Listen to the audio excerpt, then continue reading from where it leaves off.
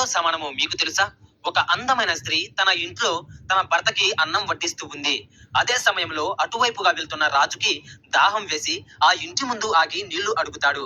అప్పుడు ఆ అందమైన స్త్రీ ఒక్క నిమిషం ఆగండి వస్తున్నాను అని చెప్పి నీళ్లు పట్టుకొని బయటికి రాగానే ఆమెను చూసిన రాజుకి మతిపోతుంది. ఇంత అందమైన ఆడదాన్ని ఇప్పటి వరకు నా జీవితంలో చూడలేదు. ఈ స్త్రీ నా సొంతమైతే ఎంత బాగుండునో, ఈమెని ఎలాగైనా సొంతం చేసుకోవాలి అని ఆలోచించి ఆమె భర్త భోజనం చేసి బయటికి వెళ్లేంత వరకు వేచి ఉంటాడు. కొంతసేపటి తర్వాత ఆమె భర్త భోజనం చేసి ఏదో పని ఉందని బయటికి వెళ్తాడు. ఆమె భర్తను పంపించి తలుపు వేసుకుంటుంది. అప్పుడు ఆ రాజు ఒంటరిగా ఉన్న స్త్రీ ఇంటికి వచ్చి తలుపు కొట్టగానే ఆమె తలుపు తెరుస్తుంది. వెంటనే ఆ రాజు ఇంటి లోపలికి వెళ్లి, నేను ఈ రాజ్యానికి రాజును, మీ పాలకుడను. నువ్వు చాలా అందంగా ఉన్నావు. నీలాంటి అందగత్తె నా రాజ్య భవనంలో ఉండాలి. అందుకే నిన్ను నా భార్యగా చేసుకోవాలనుకుంటున్నాను. నువ్వు అంగీకరిస్తే నిన్ను పెళ్లి చేసుకొని ఈ రాజ్యానికి నిన్ను రాణిని చేస్తాను అని చెప్పాడు. ఆ మాటలు వినగానే ఆ స్త్రీ ఒక్కసారిగా కంగారు పడి, అయ్యో రాజా, నాకు పెళ్లి అయిపోయింది.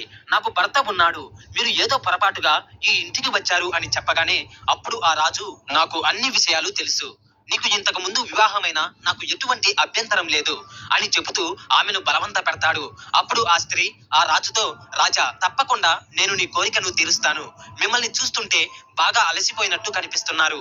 మీ శరీరము, మీ మనసు రెండూ కూడా ఆకలితో ఉన్నాయని అర్థమవుతుంది.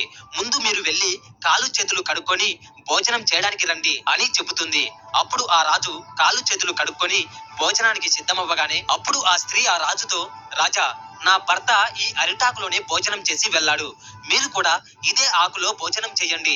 మీరు తృప్తి చెందే వరకు మీకు భోజనం వడ్డిస్తూనే ఉంటాను.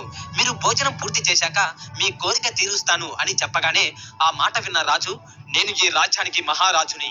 నీ భర్త భోజనం చేసిన ఎంగిలి విస్తరలో నన్ను భోజనం చేయమంటావా అంటూ కోపంగా మాట్లాడతాడు. అప్పుడు ఆ స్త్రీ చాలా ప్రశాంతంగా, మహారాజా, నా భర్త భోజనం చేసిన విస్తరాకు ఎంగిలిది అంటున్నారు. మరి ఈ శరీరాన్ని ప్రేమించే మీకు ఎంగిలి అడ్డు రాలేదా రాజా? వివాహమైన నన్ను మళ్ళీ వివాహం చేసుకోవడానికి అడ్డురాని ఎంగిలి నా భర్త భోజనం చేసిన ఇస్తరాకులో తిరిగి భోజనం చేయడానికి మీకు ఎంగిలి అడ్డు వచ్చిందా మహారాజా అని అడుగుతుంది. ఆ మాటలు వినగానే రాజుకి జ్ఞానోదయమై ఆవిడ కాళ్ళు పట్టుకొని క్షమించమని అడిగి ఇప్పటి నుంచి ప్రతి పరస్త్రీని తల్లిగా భావిస్తానని ఆవిడ పాదాల సాక్షిగా ప్రమాణం చేసి అక్కడ నుంచి వెళ్లిపోతాడు. పరస్త్రీపై వ్యామోహం అనేది ఒకడు తిని కక్కిన అదే ఎంగిలాకులో తిరిగి భోజనం చేయడంతో సమానం కాదంటారా? వీడియో నచ్చితే ఒక్క లైక్ చేసి